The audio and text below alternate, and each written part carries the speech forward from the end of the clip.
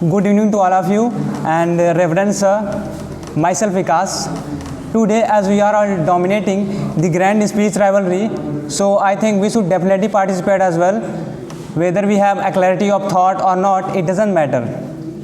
Nevertheless, we should come and speak some lines before us. On the nail, I would recommend to disclose some points related to our topic, that a common man has to knuckle under before his society, because it seems him nothing but a big rat trap. On the other hand, if he wants to conserve it, actually that kind and that process produce a kind of social evil, and that thing doesn't let him proceed at all. So far, on extending, we obtain many kind of social evil.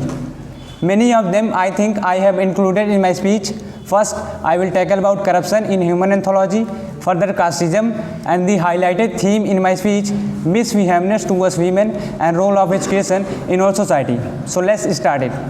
Currently, we are much known about corruption. Corruption is directly proportional to not obey its or their duties, as such the condition required.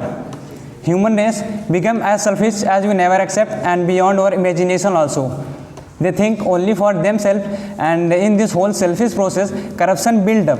And those people who are the most responsible for this particular region, in majority statesmen and other selfish politicians, by whom this thing is created easily. On the same lines, we all know that India is the biggest democratic country in the world. Vice versa, the leadership in India is faded, because instead of being eye to eye, their leadership shows opposition. Similarly, casteism, which creates a great oppose among people in depth. Society hosts honorable people and well people, and those people who comes under the category of poverty line is neglected by society easily.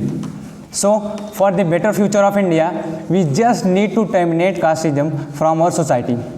Overall, if we talk about women's position in India, ultimately we often see in our society that women's position or women's activities are lesser in any kind of rivalries or in any kind of contention, because the whole world prefers to them to stay at home and be safe.